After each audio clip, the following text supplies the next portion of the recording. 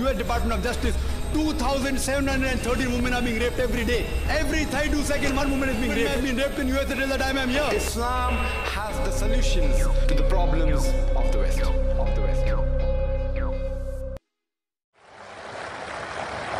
Yoo dhugaan kitaabni keenya dubbii rabbiiti jettanii amantanii jechuudha. Angaruu kitaaba rabbii ta'uus danda'a ta'uu dhabuus danda'an jedha. Eega isin kitaaba rabbiiti jettanii amantanii kitaaba keessan hordofuu qabdan. Ergamaa xumuraa fi goolabbiitti amanuu qabdu. Akkuma amma dura dubbadhee wangeela Yohaannis boqonnaa 16 lakkoofsa 12 hanga 14tti Yesuus Kiristoos nageenyi rabbii isarraa jiraatu akkana jedhe. An waan baay'ee kan inni isinitti himuun qaba. Ammaaf garuu isin baachuu hin dandeessan. Hafuurri dhugaa sun yommuu dhufu gara dhugaa hundumaa isin geessa. Inni waan dhaga'u dubbata malee ifirraa fuudheen dubbatu. Inni waan dhufuuf deemus isinitti hima. Dubbii koo keessaa fuudhee waan isinitti mul'isuuf inni anaaf ulfina kennaa jira. Eenyu namni kun? Nabi Muhammad sallallahu alaihi wasallam. Nabi Muhammad sallallahu alaihi wasallam malee namni amantii biroo kan Yesuus Kiristoos maqaa isaa ulfeessanii jira. Ati duratti sirrii dubbattee jirta. Namni Yesuusitti kafaree azaaba seena. Dubbii kanaan waliin gala. Muslimni tokko yoo Yesuus Kiristoositti alayhi salaam amane malee muslima dhugaan amane hin ja'amu. Wayita maqaan isaa dha'amus nageenyi rabbii isarra haa jiraatu jenna. Ati Yesuus qofa jechuu dandeessa. An akkas hin jiru nageenyi rabbii isarra haa jiraatu kan juun itti dabala. Akka barsiisa amantii tokkotti nageenyi rabbii isarra haa jiraatu kan jiru itti dabaluu dhabe barsiisummaa amantii irraa ari'amuu qaba. Namni biroo waan san itti dabaluu dhabuu ni danda'a. Garuu namni barsiisu nageenyi rabbii isarra haa jiraatu jechuu qaba. Muslimni tokko yoo Yesuus Kiristoositti hin amanne inni muslima dhugaatii miti. Inni ergamtoota rabbii gurguddoo keessaa tokko ta'uu ni amanna. Abbaa malee haadha qofarraa muujizaan dhalachuu isaa ni amanna. Waan kana kiristaanonni ammayyoomne jaanuun amanan. Hayyama rabbiitiin nama du'etti lubbuu deebisuu isaa ni amanna. Namoota dhukkubsatan kan ijaan hin agarree fi namoota dhukkuba barasa gogaa qaban hayyama rabbiitiin fayyisuu isaa ni amanna. Musliimoonni fi kiristaanonni hanga bakka kanaa waliin deemna. Garuu ani waan ati jechuuf deemtu ni beeka. Yesuus Kiristoositti amanuu wayita afuni daadhu. Yesuus Kiristoositti amanuu wayita jettu nabiyyii ta'uu isaa amanuudha. Ani dubbii ankaraa dhugaa fi jireenyaa jettutti namana. Akkas jechuun maal jechuudha? Akkas jechuun inni gooftaa foon uffatee dhufe jechuudha.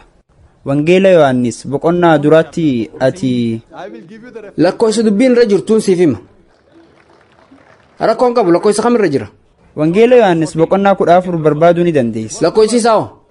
Macaafa qabadheen jira sitti himuu ni danda'a. Wangeela Yohaannis boqonnaa 14 lakkoofsa 16. 16 miti lakkoofsa 6 irra jira. Mr. Naik macaafa na barsiisuun sirraan eegamu. Waan barbaadde dubbachuu ni dandeessa. Dogongorri uumamu karaa keenyaan deebisaan itti kennama. Sun sirriidha. Ati dubbii ammaa kana lakkoofsa isaa sirriin himne. Macaafa boorsaa kee keessaa qabda. Macaafa kee baasii wangeela Yohaannis boqonnaa 14 lakkoofsa 6 dubbisi. Lakkoofsa 16 miti.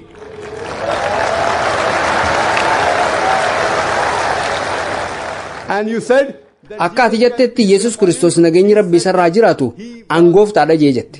Gara gaafii keetiin hin dhufa. Gara gaafii keetii deemuun dura wanta akkasitti himu. Amma caafa dubbiseetiin jira.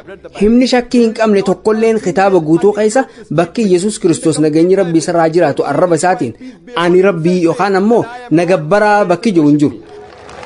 If any Christian namni kiristaanaa tokko hima shakkii hin qabne hima nama mamsiisne tokko kitaaba guutuu keessaa bakka Yesuus Kiristoos nageenyi rabbii isarraa jiraatu arraba isaatiin ani waaqa yookaan ammoo ana nagabbaraa jeeyoonatti mul'ise arraan tana kiristaanummaa fudhachuuf qophiidha.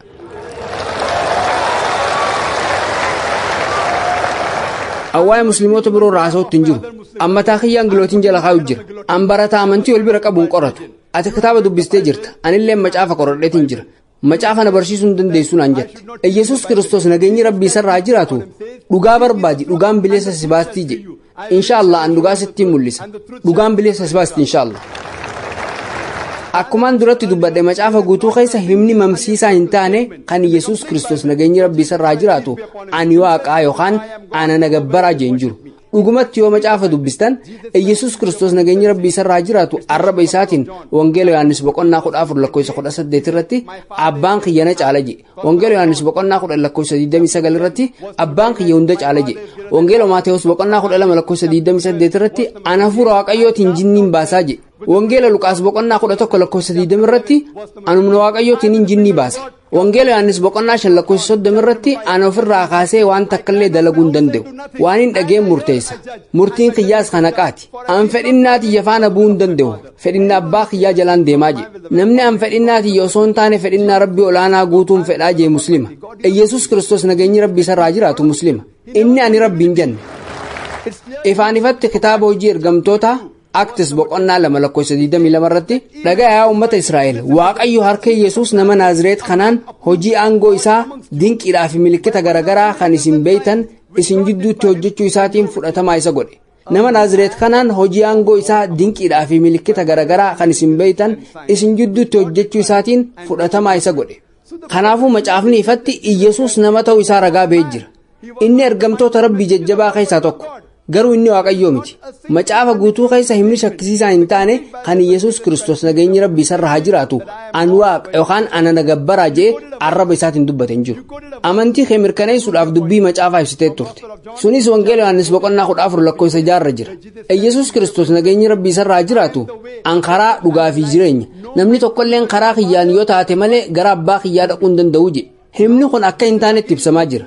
Namoonni ayatoota quraanaa muranii keessaa baasaa karaa dogongoraatiin fayyadamaa islaamummaa qeequu barbaadu. Haaluma wal fakkaatuun mishiinaroonni kiristaanaa dubbii macaafaa akkaataa galumsaatiin alatti fayyadamu. An dhugaa jirtu sitti himuun fedha. Yoo na shakkite macaafa banachuu ni dandeessa. Akkaataa galumsa dubbii kanaa beekuudhaaf gara lakkoofsa tokko deebi. Wangeela Yohaannis boqonnaa 14:1 irratti Yesuus Kiristoos maaliif sodaattan Waaqayyotti amanaa anattis amanaa mana abbaa kiyyaa keessa iddoo jireenyaa baay'eetu jira. Iddoo jiru san isiniif qopheessuuf niin deema. Toomaas ammoo eessa akka dhaqxu nuti hin beeknu. Karaa kana ammoo akkamitti beekuu dandeenyaa jedhe. Yeroo kana Yesuus Kiristoos ani karaa dhugaa fi jireenyaa jedhe.